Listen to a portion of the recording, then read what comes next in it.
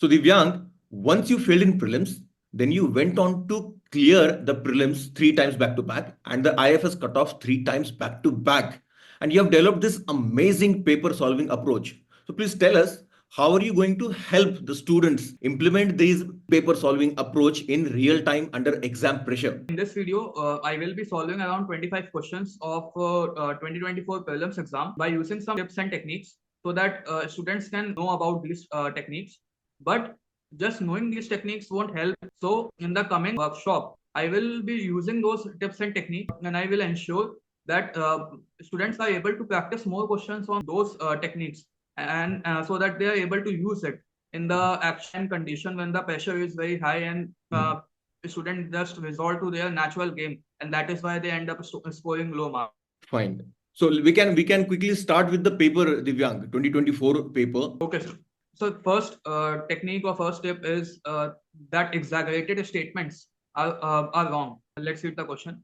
Yeah. Consider the following statements regarding World Toilet Organization. First is it is one of the agencies of UN. Second is Toilet Summit, World Toilet Day, World Toilet College are the initiative of this organization. Inspire action to tackle the global sanitation crisis. Third is the main focus of its function is to grant funds to the least developed country and developing countries to achieve the end of open defecation. Okay. So इसमें जैसे first statement जब आप पढ़ोगे तो एक बहुत ही well known technique जो market में अवेलेबल है वो है कि जो डेटा या फैक्ट्स अगर दिए होते हैं तो वो जनरली गलत होते हैं, तो उससे you can first statement, but still but even then you will be left with option A and B, तो उसमें से आपको पता लगाना है कि कौन सा जो है वो सही होगा. अब आप थर्ड स्टेटमेंट अगर, तो यहाँ पे आपको अपनी प्रीवियस नॉलेज यूज करनी है या फिर यहाँ पे आपको जो है वो मैंने टेक्निक का नाम दिया कि थोड़ा सा एग्जैगरेट करके बोला है या बहुत बड़ा चढ़ा कर बोला गया है. The main focus of its function is to grant funds to the least developed countries and developing countries to achieve the end of open defecation. Now we know कि इंडिया जो है वो for more than 10 years, अभी 10 साल हो गए हैं जब we have launched स्वच्छ भारत मिशन. उसमें उसके फेज 1 आ चुका है, फेज 2 आ चुका है, एंड इवन बेसिकली हम लोग पढ़ते हैं बट कहीं पे भी वर्ल्ड टॉयलेट ऑर्गेनाइजेशन का नाम नहीं लिखा हुआ है. एंड अगर ये ऑर्गेनाइजेशन इतनी इंपॉर्टेंट होती तो उसका नाम हम लोग ने सुना होता, बट थर्ड में इसने लिखा हुआ है कि फंड्स ग्रांट करती है और कभी भी इसका मेंशन हुआ नहीं. So we can eliminate this statement.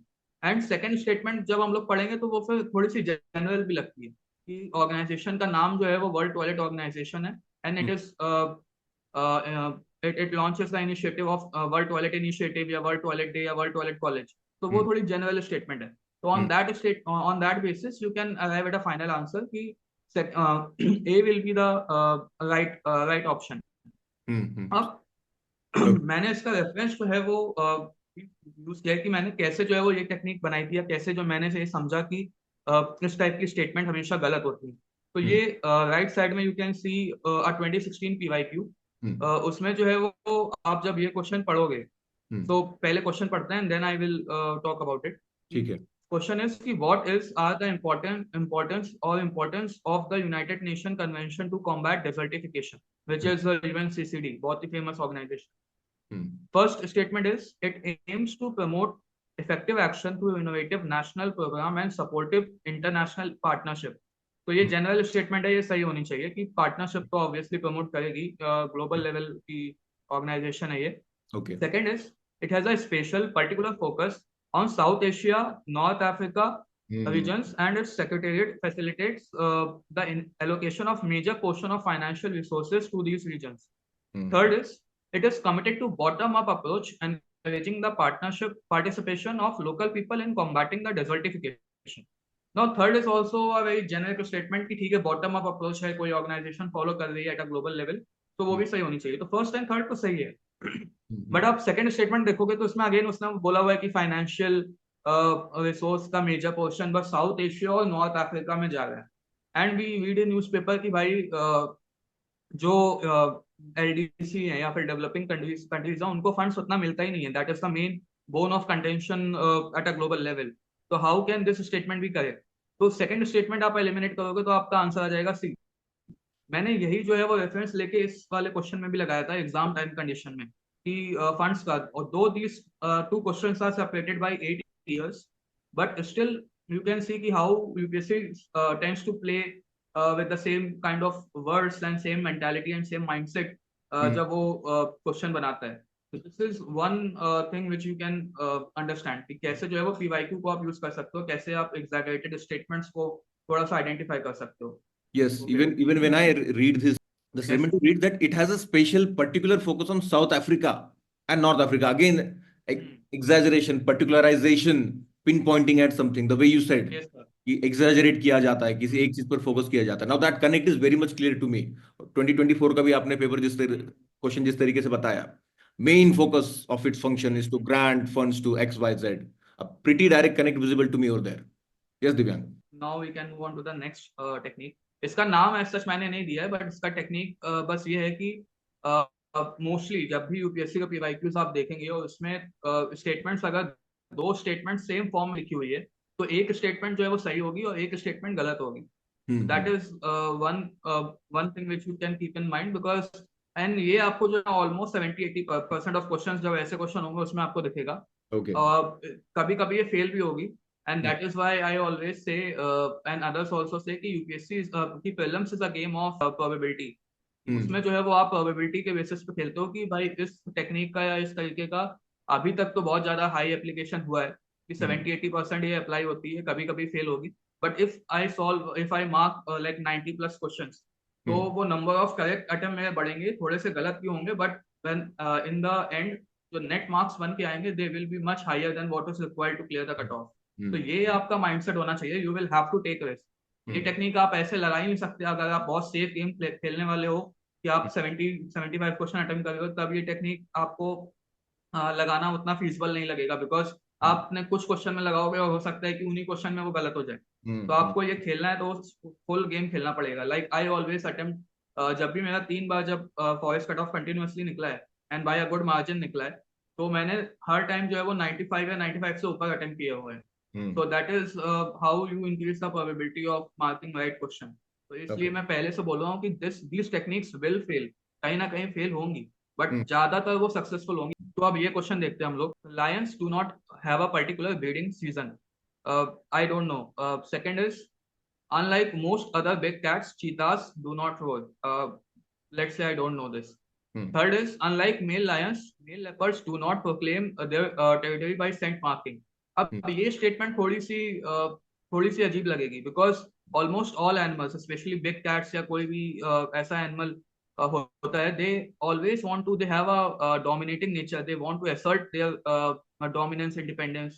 तो इसके लिए they always mark their territory so that they are not, so that they are able to live peacefully और they are able to have something to claim. Okay. So ये statement वैसे भी बहुत अजीब लगेगी कि भाई लायन जो है वो अपनी सेंट मार्किंग करता है, but leopards don't do that. तो ये थोड़ी सी अजीब सी लग रही है. तो you can mark this statement wrong. अब अगर आप थर्ड हटाओगे तो आपका आंसर ऑटोमेटिकली आ जाएगा. बट जो टेक्निक इसमें जो मैंने बोली वो ये है कि जैसे सेकंड और थर्ड दोनों सिमिलर टाइप की लिखी हुई है कि unlike most other big cat. Third में है कि अनलाइक मेल लायंस. तो इसमें से एक गलत हो रही है, एक सही हो रही है. तो इसमें क्या होगा कि अगर आप ये टेक्निक को भी जानते हो तो you will be more sure कि भाई ये टेक्निक भी अप्लाई हो रही है प्लस कॉमन सेंस भी अप्लाई हो रहा है. And that is why there is a very high chance कि मैंने जो आंसर निकाला है वो सही निकाला है. And you can mark this question in the first attempt, first iteration itself और second iteration at most, so that you are able to save time. आप ऐसे क्वेश्चन में बहुत टाइम नहीं दोगे सोचने के लिए, because even in prelims most people face the issue of time management, क्योंकि वो सोचने में इतना टाइम निकाल देते हैं कि लास्ट में उनको जो है वो 10 मिनट में बचे होते हैं almost 25 question, 30 question, and then they blindly attempt those question, और उसके बाद उनका जो है वो एंड में बहुत गलत होता है. तो ऐसे जब आप ये टेक्निक्स को बैक करते हो किसी एक और टेक्निक से, तो फिर जो है वो आपके अंदर कॉन्फिडेंस आता है and you can mark them in less time and you are able to ensure कि जो है वो भाई बाकी क्वेश्चन जहाँ पे सही में सोचना है, you are able to think and you are able to mark them right. Also now we can अगर मूव आप ऑन टू अगर द आप इस नेक्स्ट. अप्रोच से अगर आप इस अप्रोच से पेपर को सॉल्व नहीं कर रहे हो तो इस क्वेश्चन को सॉल्व करना ऑलमोस्ट इम्पॉसिबल है.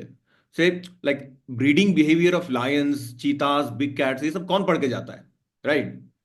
हाँ, ये कौन ही पढ़ेगा. मतलब लोगों के क्वेश्चन जो है वो लक्ष्मीकांत से गलत होते हैं, स्पेक्ट्रम से गलत होते हैं, मॉडर्न हिस्ट्री के. ये सब कहाँ से कोई पढ़ के चला जाएगा. तो या obviously you have to use those things. Yeah. मैं मेरे मार्क्स इतने जो आए हैं, या मेरे दो many of my friends have scored very high marks की 120 130। Hmm. आई नो कि हम लोगों ने उतना सब चीजें नहीं पढ़ी हुई हैं, वो मार्क्स आते हैं बिकॉज ठीक है एक बेसिक नॉलेज होती है हम लोग को कि Hmm. जो स्टैंडर्ड बुक से क्वेश्चन गलत नहीं होंगे, Hmm. बट उसके बाद जो बिल्डअप होता है, लाइक आप Hmm. स्टैंडर्ड बुक अगर आपने सही से पढ़ी है you can reach up to like 80 marks, Hmm. 85 marks. But Hmm. उसके बियॉन्ड जब जाता है up to 125 130 135, that is on the basis of these techniques which we use. So now we can move on. Generic statements are always right. अब ये जो मैं technique बताऊंगा या ये जो चीज मैं बता रहा हूँ, that might sound very cliche to people who are in their third attempt और फोर्थ अटेम्प्ट या और ज्यादा उसमें, but believe me I used to mark these questions wrong when I was in my first second attempt. और Hmm. इसीलिए मेरा जो है वो प्रीलिम्स एक बार नहीं भी हुआ है, बिकॉज मुझे उस समय मैं ऐसे क्वेश्चन में बहुत ज्यादा सोचने में टाइम वेस्ट करता था। Hmm. And like I said कि जब आप ऐसे क्वेश्चन में सोचते हो तो Hmm. यू मिस यू आपका जो है वो टाइम मैनेजमेंट बड़ा खराब होता है, and Hmm. You miss out on those questions as well जहाँ पे जो है वो सही में सोचना था। Hmm. इस वजह से आप फेल भी होते हो पहले। तो Hmm. इसलिए जो है वो मैं ये टेक्निक बता रहा हूँ उन लोगों के लिए जो स्पेशली जो बिगनर्स हैं, so that they don't waste their attempt. General statement in the sense, जैसे आप ये क्वेश्चन अगर if so the question is, consider the following. First is butterflies, second is fish, third is frogs. How Hmm. many of the above have poisonous species among them? Hmm. तो इसमें आप अगर देखोगे तो it is asking about the poisonous. अब अगर हम लोग देखेंगे तो भाई if you read newspapers you will find कि वेस्टर्न घाट में हमेशा कोई ना कोई कुछ कुछ टाइम में कोई बटरफ्लाई जो है वो स्पीशीज डिस्कवर होती है। Hmm. अब इतनी स्पीशीज अभी बची हुई है डिस्कवर होने के लिए, Hmm. अगर एक स्पीशीज भी निकल के आ गई, बटरफ्लाई बटरफ्लाई की कोई एक भी वो निकल के आ गई जो पॉइजनस है, तो the examiner can not make this statement wrong absolutely. ठीक है, Hmm. गलत स्टेटमेंट को गलत बनाना है तो वो यूनिवर्सली गलत होनी चाहिए। Hmm. अदरवाइज जो है वो आपके ऊपर, यूपीएससी के ऊपर जो है वो कोर्ट केस हो जाएगा। Hmm. आपने कैसे जो है वो किसी स्टेटमेंट को गलत बोल दिया जबकि उसकी पॉसिबिलिटी है सही होने की, तो Hmm. इसीलिए आप फर्स्ट स्टेटमेंट को गलत नहीं कर सकते हो।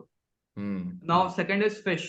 फिश में अभी नो कि जो है वो 70% of the earth water is earth surface is water covered by water. तो Hmm. इतनी फिश स्पीशीज जो है वो अभी डिस्कवर होने को बची हुई है। Hmm. अगर एक भी फिश की स्पीशीज जो है वो आ गई जो Hmm. पॉइजनस है, again you can not make this statement wrong. And True. Third is frogs. तो अगेन जो है वो अभी इतनी स्पीशीज वेस्टर्न घाट से डिस्कवर होती हैं, और जगह से भी होती हैं, तो इसको Hmm. भी आप गलत नहीं बना सकते एब्सोल्युटली। तो Hmm. Hmm. Answer must be all of them. Hmm. Otherwise जो है वो यूपीएससी कभी इसका आंसर दे ही नहीं पाएगी फिर। ठीक है, तो True. This is what general statement is, कि आप जो है वो उसको यूनिवर्सली गलत बना ही नहीं सकते। अगर एक 1% भी चीज अगर हो गई या एक चीज भी ऐसी हो गई उसका सपोर्ट में, तो that has to be right. तो ये आपका माइंडसेट होना चाहिए। वही बात यहाँ पर भी लागू होती है कि no one studies which species are poisonous, beat butterflies, fish, frogs, mushrooms, Yes, sir. ये कोई पढ़कर नहीं जाता। राइट। तो कितनी स्पीशीज हैं, कहाँ से पढ़ के चले जाएंगे कि जो है वो कौन सी स्पीशी है, कौन सा इतना। लाइक 90% के बारे में तो पता ही नहीं होता है कि अच्छा ऐसी स्पीशीज भी होती हैं। वो तो जब आप एग्जाम में जाते हो आपको पता चलता है कि अच्छा यूपीएससी इसके बारे में भी पूछती है। तो हम्म। आप नेक्स्ट ईयर पढ़ते हो, next year UPSC will come with some new species. True तो ट्रू ऑब्वियसली जो है वो आप पढ़ के नहीं जा सकते इसको पहले से। True true. तो ये क्वेश्चन है कि how many of the above are considered distributed energy resources, ये भी 2024 का क्वेश्चन है। हम्म। तो फर्स्ट इज बैटरी स्टोरेज। तो डिस्ट्रीब्यूटेड एनर्जी रिसोर्स पूछा है, बैटरी तो हर घर पे होती है तो ऑब्वियसली ये उसमें आएगी कि भाई डिस्ट्रीब्यूटेड है। सेकंड ठीक इज है। Biomass generators.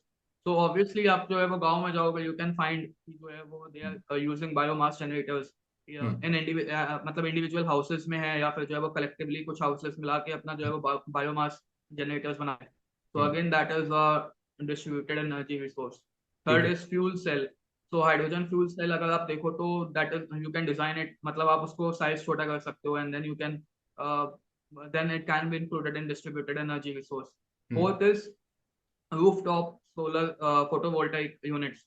तो government is promoting this scheme की जो है वो हर छत पे जो है वो टेरेस पे जो है वो होना चाहिए एक सोलर पैनल्स होने चाहिए। तो hmm. Again this can be considered. तो ये बहुत ही जेनरिक टाइप का हो गया सारे स्टेटमेंट, तो this has to be all four. ठीक है, हम्म। तो ये भी वही चीज है जो सर बोल रहे थे कि भाई इसको भी आप पढ़ के नहीं जाओगे, ये क्वेश्चन आप वहीं देखते हो एंड वहीं आप देखते हो कि अच्छा इसमें तो ये सब जेनेरिक स्टेटमेंट है, इसको एब्सोल्युटली रॉन्ग बनाना पॉसिबल ही नहीं है कहीं पे। तो hmm, answer will have to be all four. Which of the above can be used as a feedstock for producing sustainable aviation fuel?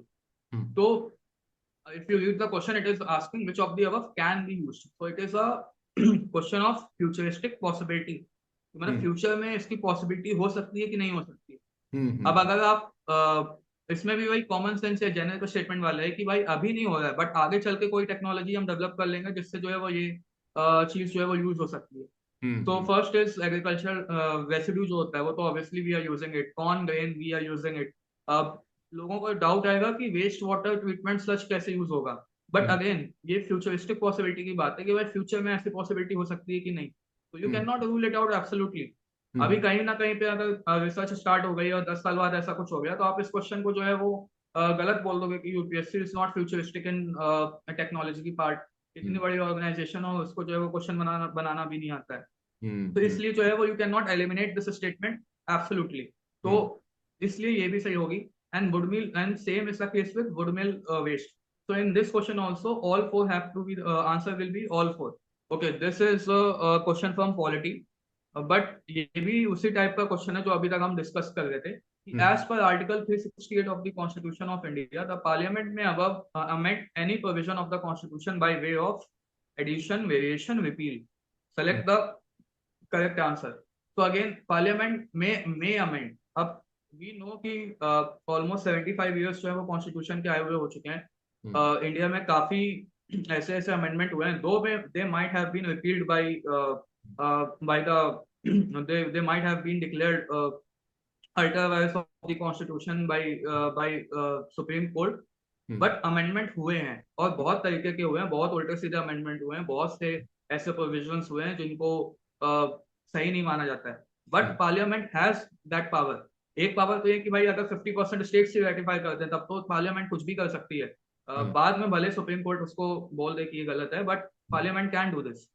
तो हम्म, इसमें वही मे अमेंड बोला है, तो इसमें भी अगेन यू कैन यूज कि भाई एडिशन से भी हो सकता है, वेरिएशन से भी हो सकता है, रिपील से भी हो सकता है। इसमें हम्म, लोग बहुत ज्यादा सोचेंगे कि कैसे होगा, but you can mark this question right by thinking in this manner. तो हम्म। इसमें भी जो है वो answer will be all of them. Okay. Okay. So in the real exam also, you did not know for sure the correct answer, but you use this very हाँ sir, thought process. I did not know for sure, और and even if I know तो उसमें भी I will have to think for each and every example कि addition से कभी हुआ है कि नहीं, वेरिएशन से कभी हुआ है कि नहीं, and that will and up taking more than 2 to 3 minutes। जबकि एक क्वेश्चन के लिए 1 ही मिनट होता है, हम्म, मतलब 120 मिनट में आपको 100 क्वेश्चन अटेम्प्ट करने हैं। अब मैं 3 मिनट अगर इसी क्वेश्चन में दे दूंगा तो मैं बाकी क्वेश्चन के लिए कहाँ से हम्म, टाइम बचाऊंगा जहाँ पे एक्चुअल में सोचना पड़ेगा। हम्म, तो ये सो दैट इज वाई अगर आपको ये वाली टेक्निक पता है, आप जो है वो उस तरीके से सोच रहे हो कि how this is a generic statement, कि हम्म, भाई इतनी पावर्स हैं, इतने पॉसिबिलिटीज हैं जिससे पार्लियामेंट अमेंड कर सकती है। तो हम्म, मैं किसी भी ऑप्शन को एलिमिनेट नहीं कर सकता। और उसने ये पूछा है कि मे अमेंड, मतलब अभी पहले तो किया ही है, आगे भी कर सकती है। तो hmm, again you can't eliminate any of the statement. Okay, ये भी उसी टाइप का क्वेश्चन है कि statement one is this is again a 2024 question. So hmm, the statement one is many chewing gums found in the market are considered a source of environmental pollution. तो हम्म, generic statement है कि many chewing gums, तो हम्म, अगर एक भी chewing gum ऐसा हुआ जिसमें environmental pollution हो हम्म, सकता है जिससे, हम्म, so you cannot make mark this statement wrong. okay. Statement two is many chewing gums contain plastic as gum base. Hmm, There is a possibility, fair possibility. हम्म, अब ये मैं तब बोलूंगा जब आपको पता ना हो एग्जैक्टली कि हम्म, प्लास्टिक होता है नहीं होता है, but there is a possibility. Okay. Hmm, अब इसमें इन लोगों को डाउट इसलिए आएगा बिकॉज ऑप्शन ए सेज कि स्टेटमेंट टू जो है वो एक्सप्लेन करता है स्टेटमेंट वन को, एंड ऑप्शन बी सेज कि statement two does not explain statement one. तो हम्म, इसमें जो है वो लोग थोड़े कंफ्यूज हो जाएंगे। जैसे मेरे एक फ्रेंड ने जो है वो आंसर इसका बी मार्क कर दिया था कि भाई हम्म, मुझे लग नहीं रहा था कि जो है वो कैसे स्टेटमेंट टू जो है वो स्टेटमेंट वन को एक्सप्लेन कर रहा है। But hmm, again both are very generic statement. भाई अगर एक में plastic as a gum base use होता है तो वो ऑब्वियसली जो है वो एनवायरमेंटल पोल्यूशन का सोर्स अभी नहीं है तो आगे बन सकता है। तो there is hmm, a possibility अभी भी हो रहा होगा, but if you don't know तो आप ये सोच सकते हो कि आगे भी तो हो सकता है ना ऐसा। हम्म, तो hmm, you have to mark option A कि भाई हम्म, जो है वो उसकी वजह से ऐसा होगा। तो this is how you use this technique कि भाई इस तरीके से जो है वो you will not taking too much time in thinking these on these type of question and you are able to mark the right option. Now ये अलग ये टेक्निक नहीं है, this is just how you use your common sense. तो जैसे ये question है again same 2024 question. With reference to the CSR rules in India, consider the following statement. First is CSR rules specify that expenditure that benefit the company directly or its employees will not be considered as CSR activities. अब आप इसमें कोई भी CSR rule पढ़ के नहीं जाएगा. मतलब कोई भी कंपनी एक्ट 2013 उठा के नहीं पड़ेगा कि उसमें क्या लिखा हुआ है. ठीक है. तो आप मतलब बेसिक चीजें पढ़ने का टाइम नहीं होता, आप ये कैसे पढ़ के चले जाओगे. But you have to use your common sense. भाई अगर ये चीज नहीं लिखी होती कि जो है वो अगर डायरेक्टली बेनिफिट कर रही है कंपनी को या उसके एम्प्लॉय को तो सीएसआर रूल में अप्लाई नहीं होगा. तो there is a huge possibility of misusing this provision. CSR लाया ही इसलिए गया था कि जो है वो कंपनी सिर्फ इकोनॉमिकली प्रॉफिटेबल ना हो but society also benefits from their growth and their development. तो अगर आप ये प्रोविजन नहीं लाओगे तो obviously they will companies will misuse it. तो इसमें वही कॉमन सेंस का कि दे हैव टू स्पेसिफाई. आप पढ़ के नहीं गए बट आप सोच रहे हो कि अच्छा ठीक है इसका पॉसिबिलिटी है, तो you will have to mark statement 1 right. Second is CSR rules do not specify minimum spending on CSR activities. अब ये थोड़ा वेल नोन फैक्ट है. मतलब आप अगर 1-2 साल से पढ़ रहे हो यूपीएससी के लिए तो आपने जो है वो ये पढ़ा होगा कि 2% ऑन नेट प्रॉफिट पिछले 3 साल का जो है वो देखा जाता है और मिनिमम उनको जो है वो उतना स्पेंडिंग करनी होती है. एंड अगेन ये भी है कि अगर सीएसआर वो लेके आए हैं तो इंडिया में ऐसा इसलिए भी लाए हैं because there was huge scale of tax evasion या फिर जो है वो companies were not following social not taking social responsibility. तो इसलिए भी जो है वो अगर मिनिमम स्पेसिफाई नहीं करेंगे तो अगेन कोई भाई थोड़ा सा कर देगा एंड दे विल से कि we are social we are helping in the development of society और ऐसे करके. तो उसमें भी कॉमन सेंस आता है प्लस नॉलेज भी थी उस समय मुझे कि 2% वाला रूल होता है. तो by using knowledge and logic you can come to this answer कि a option 1 only will be the right answer. Now we can now this is a very important actually this is a very important technique. आप अगर इसको समझ लोगे तो आपके minimum 3 से 4 question सही हो सकते हैं ज्यादा जो आप गलत करके आए थे. जैसे ये क्वेश्चन है which of the following statements about exercise Mitra Shakti 2023 are correct? First is this was a joint military exercise between India and Bangladesh. I don't know, मुझे नहीं पता था. The second is it commenced in Aunth Pune. Again, I didn't know at that time. But अब आप सोचो, अब आप examiner के माइंडसेट पे जाओ कि जब वो गलत स्टेटमेंट बनाएगा, इनमें से एक तो स्टेटमेंट गलत है ये तो हमको ऑप्शन से ही समझ में आ गया. बट एग्जामिनर जब आप गलत स्टेटमेंट बनाने का सोचेगा, जब आप गलत चीजों के बारे में सोचोगे कि अच्छा मुझे नाम ट्वीट करना है, लेट्स से ये कमेंट्स होती, लेट्स से दिल्ली में अगर हुई होती सेकंड स्टेटमेंट में तो वो दिल्ली ना लिख के कुछ और अगर लिखता कि जो है वो तो उसका ना उसके माइंड में बड़े बड़े नाम आते कि दिल्ली अगर अच्छा दिल्ली को हटा के मैं मुंबई लिख सकता हूँ, मैं चेन्नई लिख सकता हूँ या मैं कोई और बड़ी सिटी का नाम उठा सकता हूँ बिकॉज ये these names are at the top of your head. ठीक है. बट उसने लिखा है कि it commenced in Aundh in Pune. इससे पहले मैंने आउंथ का नाम सुना भी नहीं था. आई डोंट नो कि वो हो सकता है वो बहुत सिग्निफिकेंट जगह हो बट मैंने पर्सनली कभी नहीं सुना था. इतनी लेस नोन चीज अगर उसने लिखी हुई है और ब्रैकेट में पुणे लिखा हुआ है ये तभी हो सकता है जब उसने ये चीज जो है वो कहीं से कॉपी पेस्ट की होगी. क्योंकि वरना वो ऐसे हम लोग जनरल अगर ऐसे कुछ लिखे तो फिर जो है वो इस इतना स्पेसिफाइड वे में नहीं लिखते हैं कभी भी. बट आप अगर फर्स्ट स्टेटमेंट पढ़ते हो तो this was a joint exercise between India and Bangladesh. अब कंट्री का नाम चेंज करना मेरे लिए बड़ा आसान है. मैं बांग्लादेश की जगह म्यांमार लिख सकता हूँ, मैं जो है वो पाकिस्तान लिख सकता हूँ, मैं चाइना लिख सकता हूँ, मैं नेपाल लिख सकता हूँ, मैं कुछ भी लिख सकता हूँ. तो it is very easy for me to make statement 1 wrong compare to statement 2 and that is why second की सही होने की probability is very high compare to statement 1. इसलिए जो है वो आंसर मैंने मार्क किया था डी और वो सही हो गया. उस समय मैंने ये लॉजिक ही लगाया था. ये सब बाद में आके आप चेक करते हो कि आपका लॉजिक सही हुआ है कि नहीं हुआ है बट ये वर्क करता है मोस्टली. अभी आगे भी मैं आपको दिखाऊंगा. So this is how you can think not only from your side but also from the examiner side कि उसके लिए कौन से स्टेटमेंट गलत बनाना मुश्किल है. तो हम्म इस तरीके से आप जो है वो ये टेक्निक यूज करते हो। तो hmm start thinking from this perspective whenever you come across any question, even in the test series you should think from this perspective. ये 3 एयरपोर्ट के नाम है। So the question is, in the recent past which of the above have been constructed as greenfield projects. Hmm तो इसमें जैसे मुझे इसमें 3 airport है। First is Donyi Polo airport, second is Kushinagar airport, third is Vijayawada airport. अब हम्म कुशीनगर का मुझे पता था, बिकॉज जब उसका इनॉग्रेशन हुआ था तो इट वाज अ बहुत ही नेशनल न्यूज थी वो। तो हम्म आई न्यू कि सेकंड तो आंसर में होगा। But I was confuse between Donyi Polo and Vijayawada. Vijayawada मुझे इसलिए भी गलत लग रहा था because Vijayawada has been there for a while. तो और इसने पूछा हुआ है कि ग्रीन फील्ड प्रोजेक्ट कौन सा है। अगर if it had been a brown field तो उसमें मुझे लगता है कि अच्छा विजयवाड़ा को जो है वो एक्सपैंड करना किया होगा, तो अगर थोड़ा उसका एक्सपेंशन हुआ है then also it might have been considered, but green field में नहीं आता वो।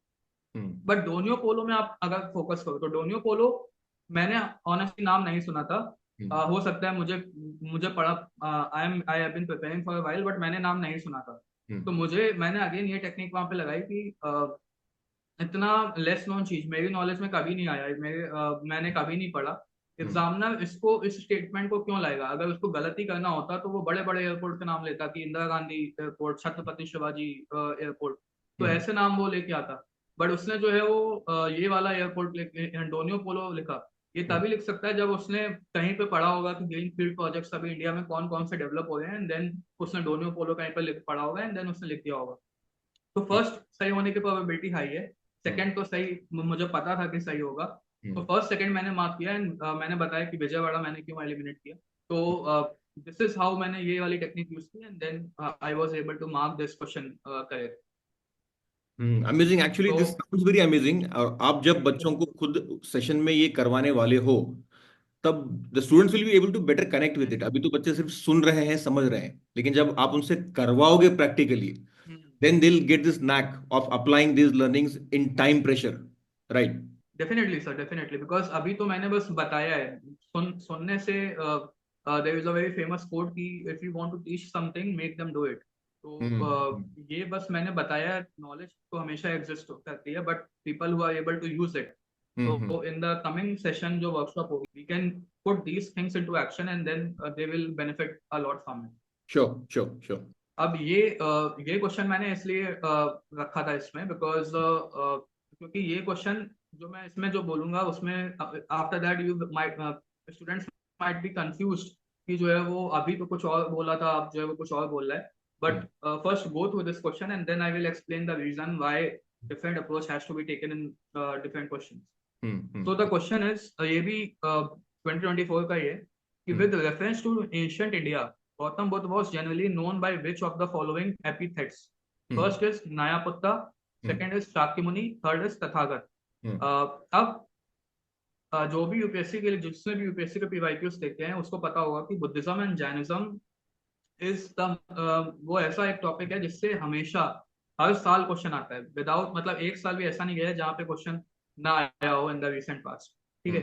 तो ऑब्वियसली आप बुद्धिज्म के बारे में पढ़ते हो, आप जैनिज्म के बारे में पढ़ते हो, अच्छे से पढ़ के जाते हो। तो जिसने भी पढ़ा होगा अच्छे से उसको पता होगा कि गौतम बुद्ध के जो नाम थे उनमें से शाक्यमुनि एंड तथागत तो थे। तो सेकंड एंड थर्ड तो स्टेटमेंट सही है। तो you will be left with option B and option C. But अब आपको नया पुत्र का जो है वो थोड़ा सा डाउट होगा, थोड़ी कंफ्यूजन होगी। तो इसमें जैसे अगर आप लॉजिक लगाओगे तो लॉजिक से ये होता है कि पुत्ता जब फर्स्ट वाली स्टेटमेंट होगा, फर्स्ट ऑप्शन जो स्टेटमेंट जो है कि नया पुत्र पुत्ता जो है वो is a Pali language and Pali was prevalent in doing the Buddhism Gautam Buddha time. तो उससे आपको लगेगा कि अच्छा ये स्टेटमेंट सही है। और इसी वजह से काफी मेरे ऐसे दोस्त हैं जिनके मार्क्स अच्छे हैं बट उन्होंने ये क्वेश्चन गलत किया था बट मैंने सही किया था। उसका ये रीजन था कि मैंने ये सोचा कि इतने टाइम तो मैंने बुद्धिज्म इतने टाइम से पढ़ा है, इतना ज्यादा इन डेप्थ पढ़ा हुआ है। मैंने कभी भी आज तक नया पत्र नहीं पढ़ा, कभी भी नहीं पढ़ा।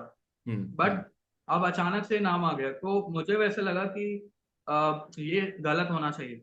तो इसकी सही होने की प्रोबेबिलिटी मुझे लगी कि कम होगी बिकॉज कहीं ना कहीं तो पढ़ा होना चाहिए ना। अब एकदम ही नहीं पढ़ा, इतने टाइम से पढ़ रहा हूँ मैं, कहीं नहीं पढ़ा मैंने, तो ये गलत होना चाहिए। इसलिए मैंने फर्स्ट को हटा दिया and I marked option B. And सही हो गया। हम्म इसका इसकी एक एक और रीजन था कि जो मैंने पहले बोला, पहले आपको जो टेक्निक पता है कि जनरल स्टेटमेंट में ऑल फोर, अगर आप ऑल ऑफ देम मार्क करते हो तो वो सही होता है। बट हम्म अगर जनरल स्टेटमेंट नहीं है, जैसे ये क्वेश्चन में कोई भी जनरल स्टेटमेंट नहीं है, तो हम्म उस केस में जब भी तीन या तीन से ज्यादा स्टेटमेंट होती हैं तो हम्म कभी भी बहुत ही कम चांस होता है कि all of them will be right. ठीक है, हम्म आप ये देख लेना, this this will apply to 80%, 70-80% जगह पे ये अप्लाई होगा कि all hmm of them in such questions कभी नहीं होगा। तो हम्म हम्म इसलिए भी एक एक ये भी सेकंड टेक्निक जो है वो मैं बैक कर रहा था कि जो है वो आप कि तीनों तो नहीं होना चाहिए। एंड ये भी टेक्निक थी कि मैंने इतना डेप्थ में पढ़ा हुआ है बट नया को तो मैंने कभी नहीं पढ़ा, तो हम्म इसको एलिमिनेट करना मुझे बेटर लगा, मुझे लगा इसकी हायर प्रोबेबिलिटी है। Hmm again I was not sure about this, जब मैं बाहर निकला तब मैंने चेक किया, तब मुझे बड़ी खुशी हुई कि अच्छा मैंने जो है वो इसको सही मार्क किया। बट हम्म उस समय मुझे लग रहा था कि शायद मैं गलत कर रहा हूँ। हम्म बट आवाज आ रही थी कि जो है वो ज्यादा प्रोबेबिलिटी वही होगी जो मैं सोच रहा हूँ, हम्म एंड इस वजह से वो क्वेश्चन सही हो गए। तो हम्म अब मैं रीजनिंग एक्सप्लेन करूंगा कि पहले मैं बोल रहा था कि लेसर नोन चीजें सही होती हैं, अब इसमें मैं बोल रहा हूँ कि मैंने कभी पढ़ा नहीं इसलिए मैंने एलिमिनेट कर दिया। हम्म तो जब आप पहले वाले क्वेश्चन देखोगे हम्म तो ये क्वेश्चन जो है वो ये क्वेश्चन है मित्रा शक्ति के रिगार्डिंग, कोई एक्सरसाइज, एक रैंडम एक्सरसाइज है जो हम्म कभी जो हर साल बदल सकती है। Hmm again second question is about the airport. अभी हम्म आज एयरपोर्ट पूछा है, कल शिप, कल जो है वो पोर्ट के बारे में पूछेंगे, परसों रेलवे स्टेशन के बारे में पूछ सकते हैं। तो वो चीजें बदल सकती हैं।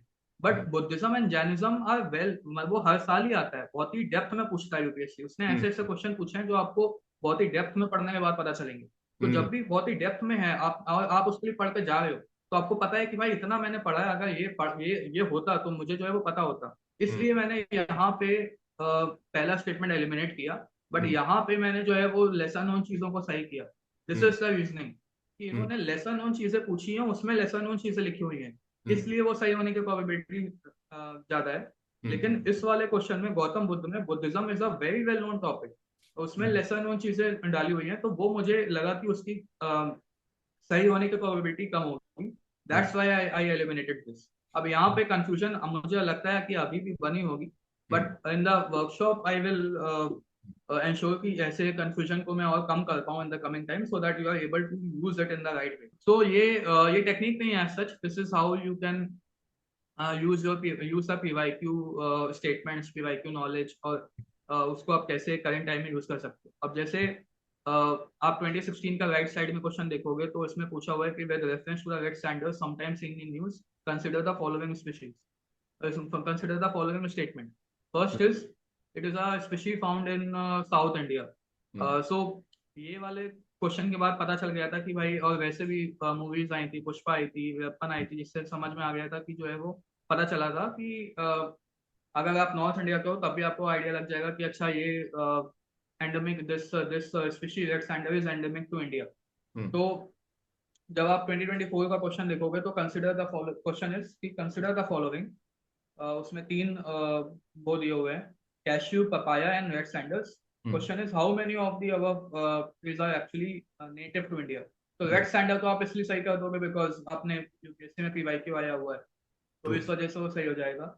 And then you will be left with cashew and papaya. तो अगर आपने जो है वो स्पेक्ट्रम अच्छे से पढ़ी हुई है मॉडर्न हिस्ट्री, तो उसमें ये मेंशन्ड है कि उसमें वो मेंशन है कि कौन सी चीजें जो है वो पोर्टुगीज ब्रॉट इन इंडिया। तो हम्म पपाया एंड कैश्यू मैंने कहीं पढ़ा था उसी में, या फिर मैंने शायद थोड़ी और रिसर्च की होगी उसके बाद कि और कौन सी चीजें पोर्टुगीज लाए थे। तो मुझे लग रहा था कि ये जो है वो पोर्टुगीज वाला ही थोड़ा है। Again I was not sure कि जब मैं ये सोच रहा था, मैं श्योर नहीं था, बट मुझे लग रहा था कि ये पोर्टुगीज का ही है। तो हम्म इसलिए I eliminated first and second and third PYQ से मैंने सही किया, and I was able to mark it right.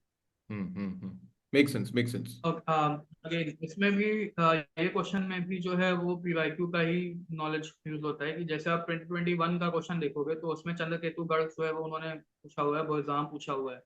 अब ये वाला जो है वो एनसीईआरटी के हिस्ट्री के एक मैप में जो है वो प्लेसेस मेंशन है, ancient places, historical places mention है, हम्म जहाँ पे बलजाम है, इनाम गांव है, और बाकी बाकी चीजें मेंशन है। And that map is very important because उससे शायद यूपीएससी 2 बार पहले क्वेश्चन पूछ चुका है। तो मैं वो हम्म पढ़ के गया था। जब मैंने 2024 का क्वेश्चन देखा तो उसमें ऑप्शन, उसमें जो है वो जो साइट के नाम थे वो थे चंद्रकेतुगढ़, इनाम गांव, मंगादू एंड सलीहुंदम। तो इनाम गांव आई न्यू कि महाराष्ट्र में और चालकोलिथिक साइड है, बिकॉज उस मैप में मैंने पढ़ा था, तो आई न्यू कि सेकंड स्टेटमेंट इज करेक्ट। तो आप हम्म सेकंड जब मार्क करोगे तो you will be left with option A and option B. अब हम्म आपको पता लगाना है कि फर्स्ट एंड थर्ड में कौन सा सही होगा। हम्म तो इसमें मैंने वही सोचा वापस से कि चंद्रकेतुगढ़ एंड मंगादू। हम्म मंगादू इज समथिंग जो मैंने कभी सुना नहीं था, चंद्रकेतुगढ़ इज समथिंग वेरी फेमस। तो हम्म मैंने कहा यार, मैंने वही दिमाग लगाया कि this is a lesser known thing, ठीक हम्म है। और लेसर नोन थिंग में जो है वो मंगादू यूपीएससी का एग्जामिनर क्यों लाएगा, वो तभी हम्म ला सकता है, उसको गलत क्यों बनाएगा, वो लाया इसलिए होगा कि जो है वो आंसर में होना चाहिए, उसकी प्रोबेबिलिटी हायर है। और फिर उसने स्टेट लिखा हुआ है केरला। तो मतलब थोड़ा मुझे लगा कि ये लेसर नोन चीजें हैं, थोड़ी मतलब लेसर यूज्ड चीजें हैं। ऑप्शन हम्म में ऐसी चीजें दिखती नहीं है जनरली, और दिख रही है तो आंसर होने की प्रोबेबिलिटी हाई है। तो हम्म मैंने वो टेक्निक अप्लाई की एंड मैंने सेकंड एंड थर्ड मार्क किया, and I was able to mark it right. तो मुझे ये हम्म क्वेश्चन नहीं भी आता था फुल्ली, तब भी जो है वो मैंने सही किया because of that technique which I told. तो हम्म ये आप, इससे आप पीवाईक्यू की नॉलेज, आप अपनी नॉलेज एंड देन टेक्निक्स को जब आप मर्ज करते हो, you are able to ensure कि आप 120 प्लस 130 प्लस के ऊपर जाओ। कि जैसे 2019 में क्वेश्चन पूछा था कि बिल्डिंग कल्याण मंडप was a notable feature in the temple construction in the kingdom of, answer इसका विजयनगर है। हम्म तो यूपीएससी में आप जब भी देखोगे, Vijayanagara empire is a very important empire, जिसके रिगार्डिंग बहुत क्वेश्चन पूछता है। हम्म उसने 23 में भी पूछा है, 22 में भी पूछा है आई गेस, 22 23 में किसी एक में पूछा है उसने, एंड 24 में तो पूछा ही है। Even even in UPSC mains जहाँ पे आर्ट एंड कल्चर का वेटेज इतना कम होता है, उसमें UPSC has asked a question about Krishna Deva Raya कि he was a patron of art and architecture. हम्म तो उसमें जो है वो कुछ ऐसा क्वेश्चन था। हम्म तो again this is a very important, पता है कि भाई ये इस पे हमेशा आता है। तो अब हम्म 2024 का जब ये क्वेश्चन आया, which of the following rulers of medieval India gave permission to the Portuguese to build a fort at Bhatkal. मुझे हम्म कुछ आइडिया नहीं था ऑनेस्टली, मेरे को नहीं पता था कि कौन सा है। बट मैंने जब आंसर ऑप्शन में कृष्णदेव राय लिखा देखा, तो मुझे लगा कि answer there is a 90% chance कि आंसर यही होना चाहिए। हम्म बिकॉज बहुत ही कम चांस है कि यूपीएससी इसको छोड़ के किसी और को जो है वो लाएगा। तो हम्म मैंने जो है वो बिना टाइम लिए इसको टिक कर दिया, पहले आइटरेशन में आई गेस मैंने इसको टिक किया था, हम्म एंड बाद में मैंने चेक किया तो वो सही भी हुआ। तो हम्म इसका वही रीजन है कि भाई इतनी इंपॉर्टेंट चीजें जो यूपीएससी पूछता है उसमें मोस्ट पॉपुलर चीजें तुम देखो, स्पेशली ऐसे टाइप के क्वेश्चन में, कि हम्म पहले भी जो है वो ये यूपीएससी इस पे पूछ चुका और यही आंसर था, इस हम्म बार भी जो है वो पूछ चुका है तो यही आंसर होना चाहिए, इसकी प्रोबेबिलिटी हाई है। अगर हम्म आपको, और ये आप तब करना जब आप रिस्क टेकिंग बंदे हो। हम्म जैसे मैंने बोला कि ये उनके लिए सही है जो 90 प्लस अटेम्प्ट कर रहे हैं, क्योंकि कहीं ना कहीं ये गलत भी होंगे, आगे मैं आपको बताऊंगा कि ऐसे क्वेश्चन गलत भी हुए हैं मेरे, बट हम्म मोस्टली सही हो जाते हैं। ये क्वेश्चन मैंने इसलिए रखा था because I want to again tell you कि भाई कहीं कहीं गलत भी होता है। अब हम्म जैसे ये क्वेश्चन है कि Sanghabhuti an Indian Buddhist monk who traveled to China at the end of 4th century AD was the author of a commentary on, first is Prajnaparamita, second is third is Sarvastivad Vinaya, fourth is Lalit विस्तार। तो 2020 में question आया था which was about Buddhism. हम्म उसमें जो है वो पूछा था कि परफेक्शंस के रिगार्डिंग क्वेश्चन पूछा था कि परफेक्शंस को जो है वो क्या बोलते हैं बुद्धिस्ट मॉन्क में, एंड आंसर वाज पारामितार्स, ठीक है। हम्म तो मैंने वो रेफरेंस यूज किया एंड मैंने जो है वो इसमें ऑप्शन ए मार्क कर दिया कि प्रश्न पारामिता जो है वो आंसर होना चाहिए, बट हम्म इसमें एक्चुअली वो आंसर नहीं है। तो हम्म ये मेरा गलत भी हुआ था। तो जैसे मैं बोल रहा हूँ कि कहीं कहीं पे गलत भी होगा, but you should be open to that. मैं खुद एक्सेप्ट कर रहा हूँ कि ये टेक्निक्स फेल होंगी, बट हम्म मोस्टली सही हो जाती है। अगेन ये टेक्निक थोड़ा सा इसका सही होने का चांस थोड़ा कम होता हम्म है। यू कैन से कि इसकी 50% प्रोबेबिलिटी होती है कि आप इसको सही कर पाओगे, 50% गलत भी होता है। हम्म कि जब भी ऑप्शंस वन वर्ड वाले होंगे और हम्म इसमें दो लेटर से स्टार्ट हो रहे हैं, वो दो ऑप्शन सेम लेटर से स्टार्ट हो रहे हैं, तो उनमें हम्म से answer will B one of them. तो जैसे ओके 2021 का आप देखोगे, क्वेश्चन है कि which of the following is a filter feeder. हम्म तो ऑप्शन उसमें आप देखोगे कि ऑप्शन बी एंड सी में ऑक्टोपस एंड ऑयस्टर लिखा हुआ है। हम्म तो मैंने उस साल जो है वो इसमें ऑक्टोपस टिक किया था बिकॉज मुझे लग रहा था कि इन दोनों में सही होगा, बट हम्म आंसर ऑयस्टर निकल के आया, तो उस साल मेरा हम्म गलत हो गया। हम्म 2023 में जो है वो आया क्वेश्चन कि which one of the following makes a tool with a stick to scrape insects from a hole in a tree और अ लॉग ऑफ वुड। अब इसमें बी और सी में अगेन जो है वो आप देखोगे तो ऑरेंगुटान एंड ऑटर है। मैंने हम्म इस साल भी जो है वो ऑप्शन सी मार्क कर दिया था ऑटर, एंड आंसर गलत हो गया था। हम्म बट आप 2024 में जब देखोगे तो which one of the following is a work attributed to playwright Bhasa Bhasa. तो hmm option C and D में जो है वो सी में है Madhyama Vyayoga hmm and D is Mahabhashya. Hmm तो मुझे ये लगा कि यार मध्यम व्योग इतना बड़ा नाम है, हम्म और मुझे पता नहीं था, इसका कुछ आइडिया नहीं था। ये मैंने एकदम लास्ट में मार्क किया था जब शायद 1 या 2 मिनट बचे हुए थे और वो टाइम होने ही वाला था। तो मुझे लगा मध्यम व्योग इतना बड़ा आंसर है और महाभाष्य सीधे सीधे यूपीएससी लिंक बना रहा है कि भाषा की बुक जो है वो महाभाष्य है, तो वो होने का कम चांस भी है। और मध्यम व्योग जो है वो थोड़ा बड़ा नाम है, अगर एग्जामिनर ने ये ऑप्शन लाया है तो कुछ सोच समझ के लाया होगा, इतना गलत लाने का चांस कम है। तो मैंने सी मार्क कर दिया। तो इस बार जो है वो सही हो गया फॉर्चुनेटली। अभी तक गलत हो रहे थे, 50-50 पे आके मैं गलत कर रहा था, बट इस बार जो है वो सही लग गया। तो हम्म ये थोड़ा मतलब, हाँ, ये आप रिस्क लेने वाले बंदे हो तभी अप्लाई करना, because there is a probability कि आप ऐसे क्वेश्चन गलत कर दोगे, हाई प्रोबेबिलिटी है, बट कभी कभी सही भी हो जाता है। ऑप्शन डी में देयर वाज महाभाष्य, तुमने कहा था कि ये यस। ज्यादा रिलेटेबल लग रहा है, ज्यादा आसान लग रहा है compare to option C.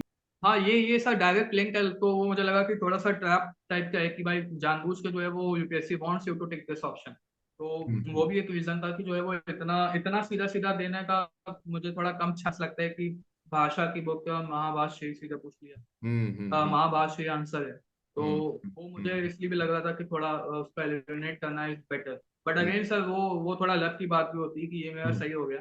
But मैं बस ये इसलिए बोल रहा हूँ क्योंकि इसमें आप 50-50% 50-50 चांस पे आ सकते हो। लाइक लाइक हम्म अभी आपका जो है वो आउट ऑफ 4 जो है वो आप 8 करने की प्रोबेबिलिटी होती है 25%। बट हम्म आप देन 50% पे आप आ सकते हो, उसके बाद आपकी किस्मत और आपका एक्सपीरियंस जो है वो आपको ले जाएगा। जब बहुत ज्यादा स्पेसिफिक होने लगता है यूपीएससी कि हम्म बहुत ही डिटेल्ड में एक एक चीज लिखेगा, तब जो है वो उसकी गलत होने की प्रोबेबिलिटी बहुत ज्यादा बढ़ जाती है। अब हम्म जैसे आप 2017 का पहले क्वेश्चन देखिए, जो साल आया था। हम्म क्वेश्चन इज कि which of the following are the objectives of national nutrition mission. Hmm first is to create awareness relating to the malnutrition among pregnant women and lactating mothers. हम्म ठीक है, ये तो जनरल स्टेटमेंट है, ये सही सही होनी चाहिए बिकॉज न्यूट्रिशन मिशन है तो अवेयरनेस तो होगी। Hmm second is to reduce the incidence of anaemia among young children adolescent girls and women। हम्म तो इसमें भी वही है कि anaemia is a major issue among women। 50% of the women are anaemic, तो ऑब्वियसली उस वो तो एक वन ऑफ द एस्पेक्ट होगा उसका। Third hmm is to promote the consumption of millets, post cereals and unpolished rice. Hmm normal खाना जो है वो गवर्नमेंट नहीं दे पा रही है, नॉर्मल राशन नहीं दे पा रही है, एंड दिस स्टेटमेंट सेज कि अनपॉलिश्ड राइस, मतलब हम्म राइस देने में दिक्कत है एंड देन अनपॉलिश्ड देगी। तो हम्म कितना ज्यादा स्पेसिफिक बना दिया उसने। हम्म सिमिलरली फोर्थ स्टेटमेंट में जो है वो आप देख to promote the consumption of poultry eggs. अब भाई हम्म तुम्हें एग खाने, तो मैं कहीं के भी लो, अपने खुद के फार्म के लो या कैसे भी लो, पोल्ट्री एग लेने का क्या सीन है, मतलब हम्म जो है वो इतना स्पेसिफिक क्यों बनाएगी गवर्नमेंट। हम्म तो इसलिए आप देखोगे कि थर्ड एंड फोर्थ जो है वो गलत होंगे, एंड फर्स्ट एंड सेकंड तो बहुत ही जनरल थे, हम्म तो answer will B A. Hmm similarly आप अगर अब आप इस साल का क्वेश्चन पढ़ो जो 2024 का है, hmm with reference to the Pradhan Mantri Surakshit Matritva Abhiyan, consider the following statement. तो फर्स्ट इज कि this scheme guarantees a minimum package of antenatal care to women in their second and third trimester of pregnancy and 6 months of post delivery health care service in any government health facility। भाई हम्म इतना specific है, antenatal care to women in second and third trimester. मैं hmm कोई आंगनवाड़ी का worker थोड़ी हूँ कि मुझे पता होना चाहिए कि कब जो है वो कौन सी एंटीनेटल केयर होना चाहिए। हम्म यूपीएससी प्रीलिम्स में person should be well aware person. Hmm scheme के बारे में जाके इतना निटिग्रिटी में जाके पढ़ेंगे तो फिर 6 अटेम्प्ट या 60 अटेम्प्ट भी दे दे तो भी ना निकले। हम्म तो जब ऐसे चीजें होती हैं तो यू हैव टू अंडरस्टैंड कि भाई इतना स्पेसिफिक बनाया गया है बिकॉज इट वांट्स कि उसकी बहुत ही हाई प्रोबेबिलिटी हो गलत स्टेटमेंट बनाने की। तो हम्म पहला आप इसलिए जो है वो एलिमिनेट करोगे। सेकंड हम्म इज कि under this scheme private sector health care providers of certain specialities can volunteer service at a near, जो है वो तो चल ही रहा है, और and if anyone want to volunteer तो गवर्नमेंट को क्या ही प्रॉब्लम होगी। तो ऑब्वियसली जो है वो सेकंड स्टेटमेंट जनरल है, पॉजिटिव है, ऑप्टिमिस्टिक है। तो ये सही होने की प्रोबेबिलिटी जो है वो अच्छी सही हो ज्यादा होगी, तो answer will be B only two. हम्म हम्म हम्म अच्छा, ये स्टेटमेंट, ये जो टेक्निक है, दिस इज अबाउट कि जब भी किसी क्वेश्चन में, जैसे हम लोग जनरली कहते हैं कि डेटा हमेशा गलत होते हैं, जब भी डेटा दिया होगा तो वो गलत होने की बहुत हाई चांस होता है। हम्म बट जब भी दो डेटा एक ही क्वेश्चन में आ जाए, तो उनमें से जो है वो एक डेटा सही होगा, एक डेटा गलत होगा। You hmm can hmm go PYQs and you will find कि ये मोस्टली मैक्सिमम क्वेश्चन में ये चीज जो है वो अप्लाई होती है। तो हम्म जैसे 2019 का क्वेश्चन पहले हम लोग देखते हैं, consider the following statement about PVTG in India. हम्म पहला है PVTG reside in 18 states and one UT. Hmm Second is a stagnant or declining population is one of the criteria for determining PVTG status. Hmm Third is there are 95 PVTG officially notified in the country so far.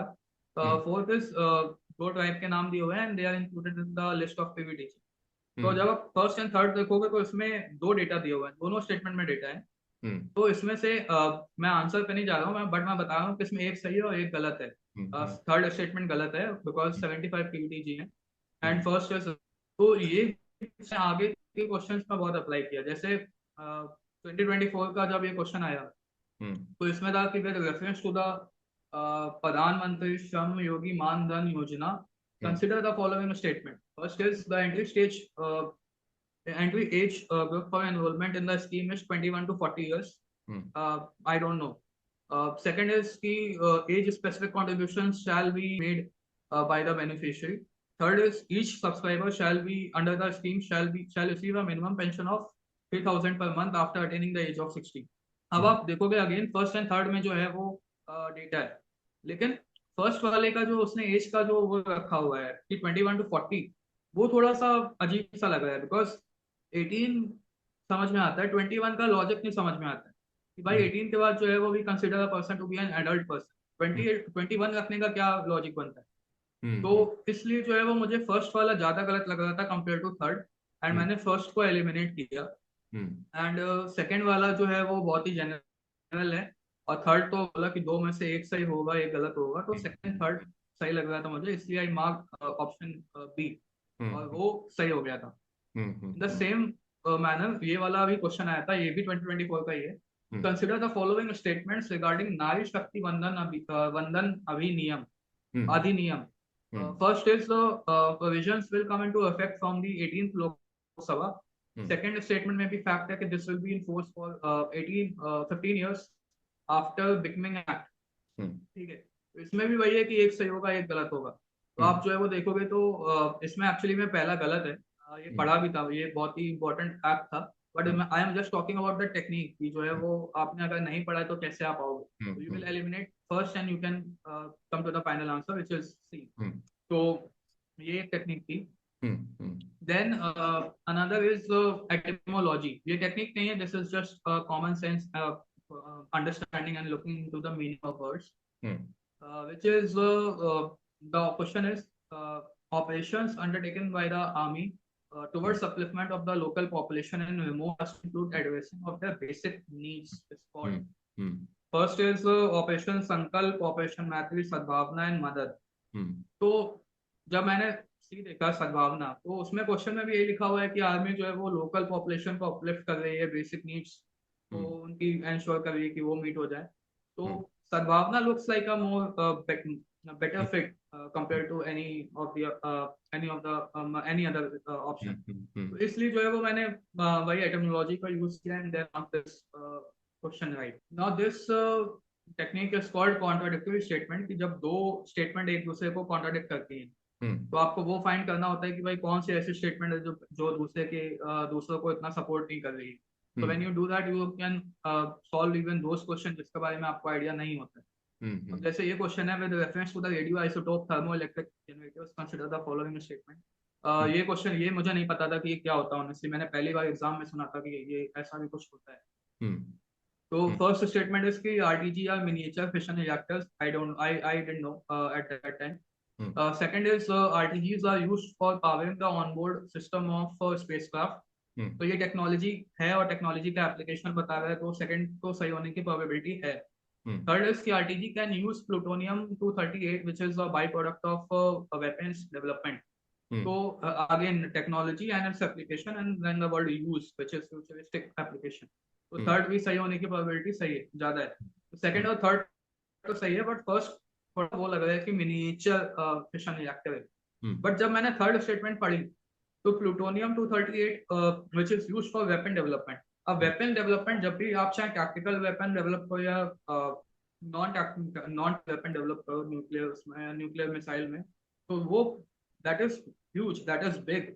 तो उसके लिए miniature fission reactor was not a fit. मुझे लग नहीं रहा था कि वो उसको सपोर्ट कर रहा है। ऑल्सो जब ये plutonium 238 is used in in this अपना जो 3 स्टेज का न्यूक्लियर रिएक्टर जो हम लोग का प्रोग्राम है, उसमें भी वो थर्ड स्टेज में तो वो भी बहुत ही बड़े बड़े प्लांट होते हैं, वो मिनिएचर नहीं होते हैं। तो उससे भी मुझे लग रहा था कि जो है वो फर्स्ट वाला उसको सपोर्ट नहीं कर रहा बाकी स्टेटमेंट को। तो मैंने फर्स्ट स्टेटमेंट को एलिमिनेट किया, second and third as I said वो सही लग रहे थे, I marked B, and then वो सही हो गए। Same is the case with this, इसमें स्टेटमेंट वन है कि giant stars live much longer than dwarf stars, और सेकंड स्टेटमेंट टू है कि compare to dwarf stars, giant stars have a greater rate of nuclear reaction. तो second statement तो मतलब logically भी सही लग रही थी, प्लस मैंने इसको थोड़ा नॉलेज से भी बैक किया था कि 11th 12th में भी read about carbon dating. Carbon dating या फिर जो है वो आप जब आप केमिकल रिएक्शंस के बारे में पढ़ते हो 11th 12th में, स्टोइकोमेट्री करके आप जब पढ़ते हो, तो रेट ऑफ द रिएक्शन ऐसा होता है कि अगर dm/dt है तो that is proportional to the mass. तो जितना बड़ा मास होगा उतना, या जितना बड़ा कंसंट्रेशन होगा उतना जल्दी जो है वो डिके होता है। तो उसकी वजह से जो है वो मुझे सेकंड स्टेटमेंट सही लग रही थी। बट अगर सेकंड स्टेटमेंट सही है कि जायंट स्टार ज्यादा जल्दी जो है वो उनका रेट है न्यूक्लियर रिएक्शन का, उसका मतलब है कि वो जल्दी से डिसिपेट होगा। तो इसकी वजह से जो है वो पहली स्टेटमेंट सही नहीं लग रही थी मुझे, तो मैंने स्टेटमेंट वन एलिमिनेट की and I mark option D. तो ये होता है देखना कॉन्ट्राडिक्टरी स्टेट। अब ये टेक्निक जो है वो इसने इसने इस बार काफी क्वेश्चन सही किए थे। इन जनरल इसकी प्रोबेबिलिटी बहुत हाई होती है। ओके। इट इज की जब तीन से ज्यादा लाइक 4 5 6 7 ऐसे जब स्टेटमेंट जाएंगी, तो जब भी ऑड नंबर की स्टेटमेंट है तो ऑड उसमें ऑड सही होंगे, लाइक लाइक 5 है तो 3 सही होंगे या 5 सही होंगे, 4 है तो उसमें 2 सही होंगे या 4 सही होंगे। तो ऐसा होता है even for even, odd for odd, and this believe me इसकी बहुत हायर चांस होते हैं। अब जैसे ये सारे क्वेश्चन जो मैं इसके अंदर लिए हैं, वो सब इस चीज को फॉलो करेंगे कि ओके। ये क्वेश्चन जैसे दिस द फर्स्ट जो image you can see, it is about mountain, this is about regions, mountain types and name of the mountain range। तो इसमें जो है वो जैसे 4 है, और जैसे मैंने बोला था कि जब मैंने पहले अभी वीडियो में बोला था, पहले बोला मैंने कि जब भी 3 या 3 से ज्यादा स्टेटमेंट होगी, तो all of them will be the answer mostly in those cases जब जेनरिक स्टेटमेंट हो, जब एक भी स्टेटमेंट को एलिमिनेट कर पाना इज ऑलमोस्ट इम्पॉसिबल। लेकिन अगर वो केस नहीं है, तो ऑल ऑफ देम होना is a very less probability, बहुत ही कम चांस है। It will happen only in 10 to 15% of the questions, और 10 to 20% ऑफ द क्वेश्चन। तो इसलिए जैसे ये इसमें चार जो है वो दिए हुए हैं कि 4 स्टेटमेंट्स आर गिवन। तो इन दिस मुझे लग रहा था, मुझे पता भी था थोड़ा, but I backed by this technique कि इसमें out of 4 2 will be correct। तो मैंने only 2 मार्क किया। Same was the case with the next image which you see on the right hand side। इसमें भी 4 दिए थे, मैंने इसमें only 2 मार्क किया and I marked them right। ठीक है। अब ये दोनों क्वेश्चन है, इसमें 5 5 थी, तो इसमें मैंने दोनों में 3 3 मार्क किया। सॉरी, मैंने पहले वाले में 3 मार्क किया था, एंड देन उसके बाद जो है वो फिर पहले वाले में सही हुआ था, दूसरे वाले में क्या हुआ कि मैं एक्चुअली अपनी टेक्निक को फॉलो नहीं किया। मुझे लग रहा था ये काफी जनरल टाइप का है, तो मैंने इसमें ऑल 5 मार्क कर दिए थे कि because the question, the last question which you see on the right hand side, it is की parasitoid species were found in how many of the above. मुझे उस समय वो फील आ रही थी कि यार सब में ही हो सकती है। तो मैंने ऑल 5 मार्क कर दिया, मुझे थोड़ा जनरल वाला लग रहा था, बट आंसर इज ओनली 3। तो द पॉइंट इज कि कहीं कहीं पे गलत भी होगा, आप दो टेक्निक्स को मर्ज करोगे कुछ आंसर और आ जाएगा जो आपने सोचा था। तो बी ओपन टू दैट कि भाई कहीं कहीं पे गलत होगा, बट मोस्टली सही होता है। तो this is the end of जो टेक्निक्स मुझे आपको बतानी थी। आई होप कि you benefit from this, and I hope to see you all in the workshop. All the best and hope to see you there.